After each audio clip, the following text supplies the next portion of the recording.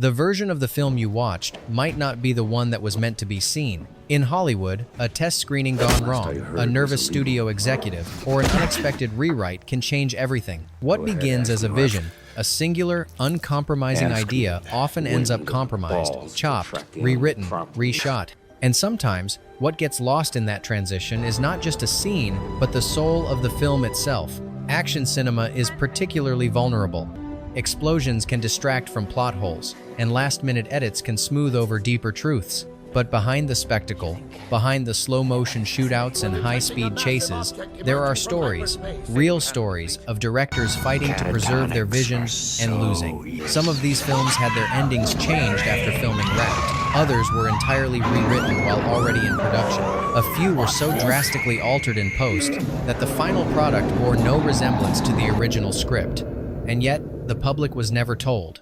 There were no press releases, no disclaimers, just silence. So here's the question. If the version you saw was carefully sanitized, what was so dangerous about the original? What were they trying to hide? Today, we dig through studio memos, leaked scripts, director interviews, and behind-the-scenes accounts to uncover 15 action films that were secretly rewritten on set. You might have seen them, you might even love them. But the truth is, they were never supposed to look like that. We like to think the movies we watch are final, intentional, etched in celluloid with clarity of purpose. But often, what reaches the screen is a compromise. Studio fear, test audience discomfort, ego, profit. These aren't just rewrites, they're erasures of intent, versions of reality swapped in post. 15 action films entered production with one story and left with another. Some got louder, some got safer, all were changed. And yet, in many cases, the public never even knew.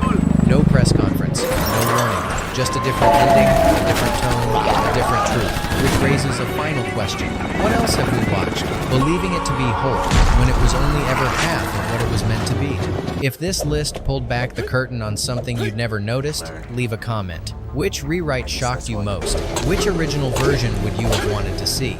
And if you're drawn to the hidden edits, the buried cuts, the alternate truths, they're not gone. They're just waiting in the darkness. The Wolverine, 2013. The ending that made it to theaters wasn't the one meant to define Logan. The Wolverine was supposed to be an introspective character study. Logan, broken and wandering, facing mortality in Japan. James Mangold envisioned a quiet, tragic meditation on identity, memory, and death. The script originally concluded with Logan rejecting the violence that defined him, walking away from the cycle entirely. But Fox executives weren't sold. They demanded a bigger finale, more explosions, more CGI, and a proper villain. The film's final act was rewritten and reshot to include a robot samurai, a secret serum, and a last-minute twist involving immortality theft. The tone shifted from elegy to boss battle. Mangold later admitted he wasn't happy with the ending, calling it compromised. Ironically, his next film, Logan, 2017, was given full creative freedom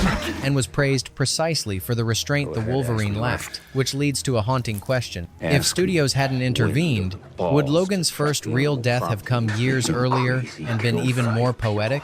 Tomb Raider, 2018. She was meant to be broken, not bendable. The 2018 reboot of Tomb Raider started as a gritty, grounded survival film closer in tone to The Revenant than a video game adaptation. Early drafts had Lara Croft making morally gray choices, failing often, and wrestling with trauma. It was meant to be an origin story, forged in blood and fear, but test audiences wanted more Lara. The studio wanted more spectacle, so rewrites pushed in flashy action sequences, lightened the mood, and added exposition to explain away ambiguity. Director Roar Uthog's vision of a character slowly becoming the Tomb Raider was replaced with a version who cracked wise and survived implausible stunts. The contrast is evident when comparing trailers to the final product. Certain lines hinting at moral conflict vanished. Subplots involving betrayal and grief were trimmed. In their place came puzzles, chases, and a more familiar hero arc. Did the reshoots give Lara Croft her voice, or drown out the one she was just beginning to find? Rogue One, a Star Wars story, 2016. The trailers showed one movie. The theaters showed another. Rogue One was advertised with intense, ground-level war scenes, rebel soldiers running on beaches, a defiant Jin Erso facing TIE fighters head-on. Yet, almost none of those moments appeared in the final cut. Why? Because the third act was almost entirely reshot. After internal screenings, Lucasfilm decided the film was too slow, too grim. Director Gareth Edwards was sidelined while Tony Gilroy reworked the final third. Character motivations were rewritten, dialogue changed. The entire final battle sequence was rebuilt to include more hope, more action, and less ambiguity. Ironically, the film's ending with the entire main cast perishing remained intact, but how they got there, that was sanitized, rewritten for pacing, rescored for tone. Gilroy later described the original cut as a mess. But fans still wonder what Edwards' war movie would have felt like without the corporate guardrails. Did the rewrite make the film more coherent? Or just more obedient? Demolition Man, 1993. The future wasn't just sanitized on screen, it was rewritten off it. Demolition Man was always meant to be satirical, but the original script pushed the dystopia further, showing a society where rebellion wasn't just frowned upon, it was medically treated. Sylvester Stallone's character, John Spartan, was supposed to awaken into a world of moral lobotomies and cultural erasure, but early cuts felt too dark. Studio executives worried audiences wouldn't connect with a future that bleak, so rewrites softened the edges. Sandra Bullock's character was reimagined to provide more comic relief. Key scenes about the loss of individualism were cut. A subplot involving the government suppressing underground artists was removed entirely. Most viewers remember the Taco Bell product placement or the infamous 3 seashells, but the version they saw was a hybrid action satire layered over a once harsher critique of conformity. Was the comedy a clever disguise? Or a mask forced onto a much darker prophecy? The Exorcist 3, 1990. They didn't want a crime thriller, they wanted a demon, and they forced one in. Originally titled Legion, this sequel was crafted by Exorcist author William Peter Blatty as a slow-burn psychological thriller. No spinning heads, no projectile vomit, just existential dread and philosophical horror wrapped in a murder mystery. But Morgan Creek, the studio, wasn't impressed. Executives demanded a more marketable exorcism. Blatty was forced to reshoot large portions of the film. A new character, the exorcist Father Morning, was inserted late in production. Entire dialogue-heavy scenes were cut to make space for a climactic, effects-heavy showdown that Blatty never intended. What resulted was a jarring blend, a meditative, atmospheric story hijacked by a studio-mandated finale. Blatty disowned the changes, and fans still debate which version holds more power, the director's original cut or the awkward compromise released in theaters. Did they fear the film's quiet horror or just its lack of spectacle? I Am Legend, 2007. The ending you saw wasn't the one they meant. It was the one that tested better. In the original ending of I Am Legend, Will Smith's character realizes that the infected creatures are sentient, mourning the loss of one of their own. He understands that he has become the monster in their eyes. It's a tragic, ironic twist, one that echoes the philosophical roots of Richard Matheson's novel. But test audiences hated it. They wanted action. They wanted triumph. So Warner Brothers commissioned reshoots. In the theatrical version, Neville dies a hero, sacrificing himself with a grenade and handing off the cure. It's neater, cleaner, less complex. Yet the alternate ending, now available on Blu-ray, offers something more haunting, a mirror. It forces us to question perspective, morality, and the nature of survival. It turns a zombie film into a parable. Was the reshoot done to deliver closure or to avoid uncomfortable truth? Justice League 2017. 2 directors, 2 visions, 1 public disaster. Zack Snyder began Justice League as a grand, operatic continuation of his darker DCEU vision. Then, tragedy struck. He stepped away after a family loss. Warner Brothers brought in Joss Whedon to finish the film. But Whedon didn't just finish it, he rewrote it. Over 80 pages of script were changed. New jokes were inserted. Entire character arcs were removed or softened. Cyborg's tragic backstory, central to Snyder's cut, was gutted. Scenes were made brighter, shorter, and more quippy, leaning toward Avengers-style energy, but clashing awkwardly with the somber foundations Snyder had laid. The final result? A theatrical version that pleased no one. It bombed critically and commercially. Only years later, after a persistent fan movement, was Snyder's original cut released on HBO Max. That version, longer, weightier, more coherent, sparked debate about studio interference and artistic sabotage. So now we ask, was Whedon's rewrite a rescue mission or a corporate cover-up for creative fear? Solo, a Star Wars story, 2018. Two directors walked out, one walked in. The story never recovered. Phil Lord and Christopher Miller were originally hired to bring a fresh, irreverent tone to Solo, blending action with subversiveness. But their improvisational style clashed with Lucasfilm's rigid vision.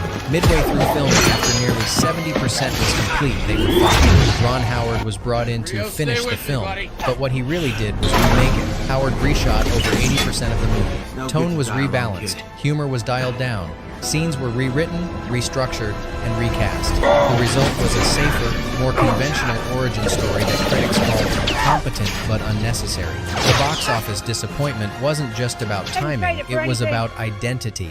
Was Solo a heist film, a western, a tragedy, or just corporate damage control? The fingerprints of two visions were read, and so does the dissonance.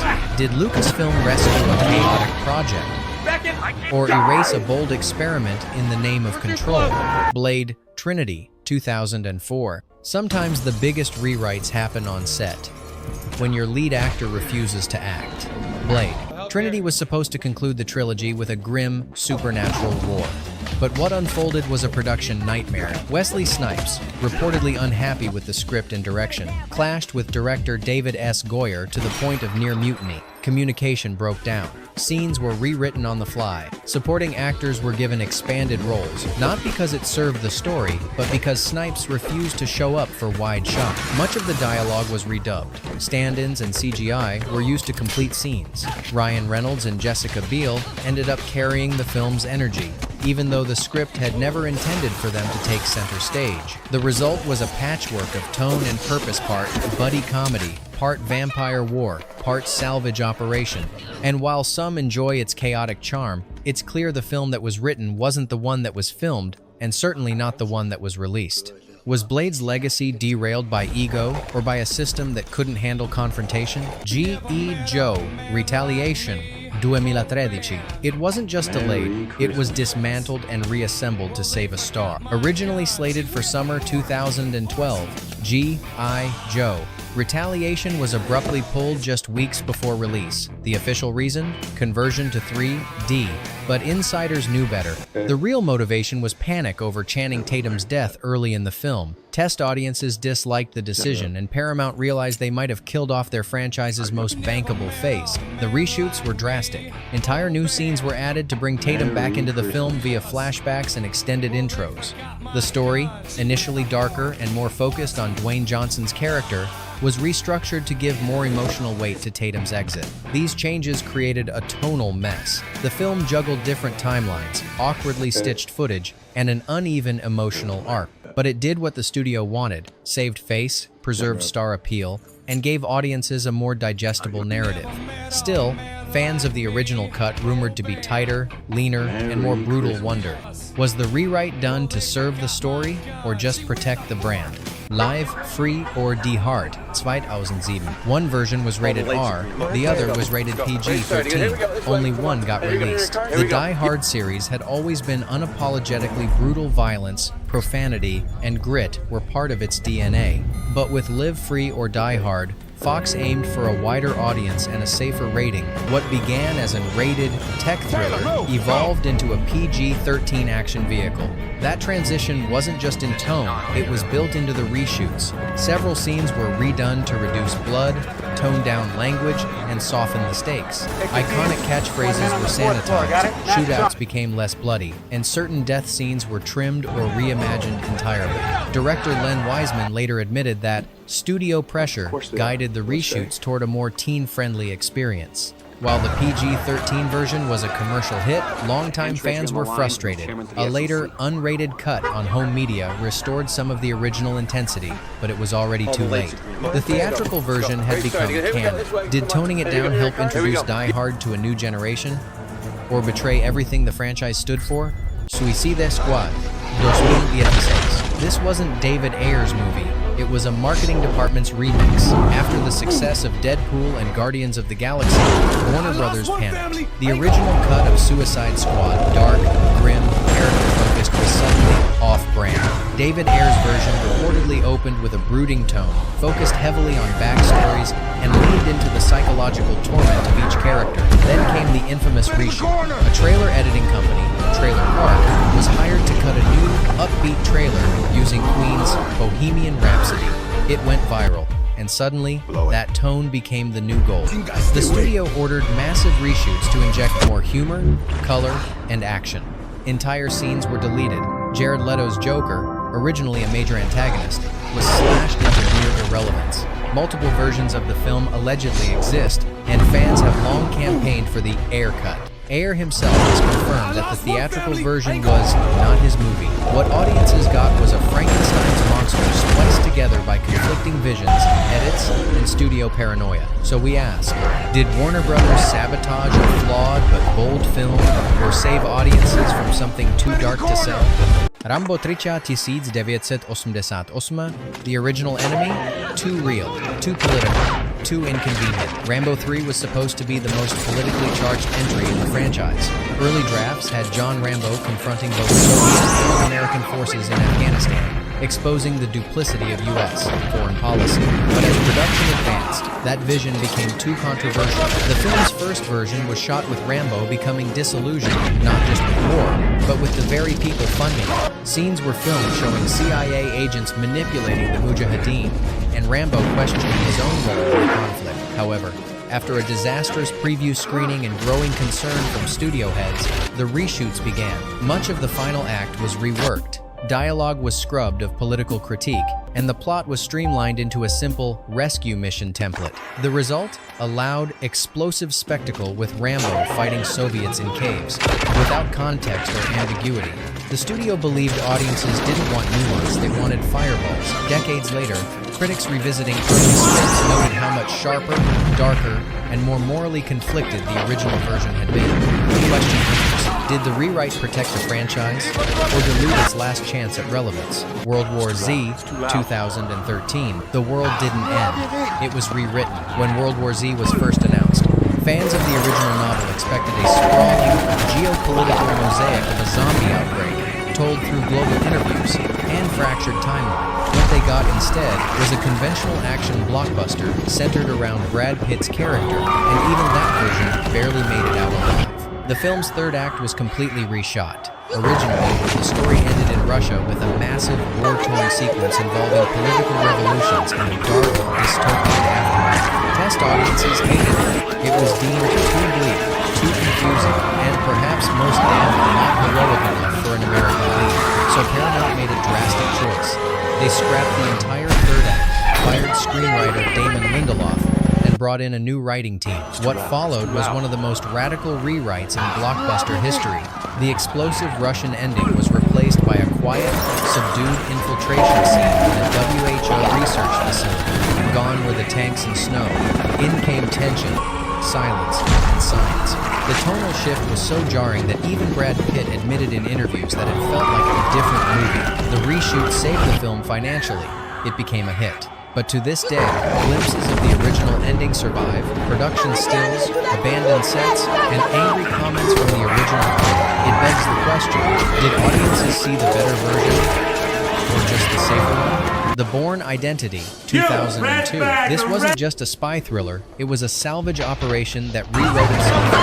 When the Bourne Identity was shot in 2000, it was meant to kickstart a grounded, pseudo spy franchise less Bond, more Kaufman. But after a early test screening, the studio panicked. The tone was too slow, the story too internal, the world was changing 9/11 had just happened, and Universal demanded a faster, more kinetic version. The fix? Massive reshoots nearly a year later. The entire scene was rewritten and refilmed, including a brand new ending shot just months before release. The original climax, Jason Bourne confronting his past in a world-heavy sequence, was replaced with an explosive chase and rooftop escape that was easier to market. Director Doug Liman, already clashing with producers, was pushed aside during post-production.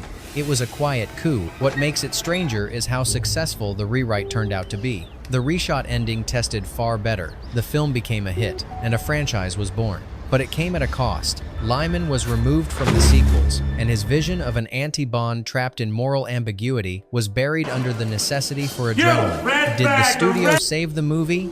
or erase the soul of what could have been a very unforgettable espionage classic. Equilibrium, 2002. They cut the philosophy and kept the gun kata. Equilibrium was born out of Post 9, divided by 11 paranoia and Orwellian fears. Written and directed by Kurt Wimmer, it imagined a world where emotion itself was outlawed. The script was dense-packed with philosophical debates, ethical dilemmas, and long monologues about art, war, and truth. But Miramax wasn't interested in existentialism. They wanted The Matrix 2. During post-production, entire dialogue sequences were cut. Scenes that questioned the ethics of rebellion were shortened or removed. A subplot involving the black market poetry trade was deleted entirely. What remained was sleek violence, cold architecture, and Christian Bale flipping through crowds in slow-motion gun ballet. Stylish, yes, but the message? Muted. Years later, a cult fanbase pieced together deleted scenes and early drafts, discovering a film far more cerebral than the theatrical cut allowed. Did we get the best version of Equilibrium? Or just the one that looked coolest in trailers?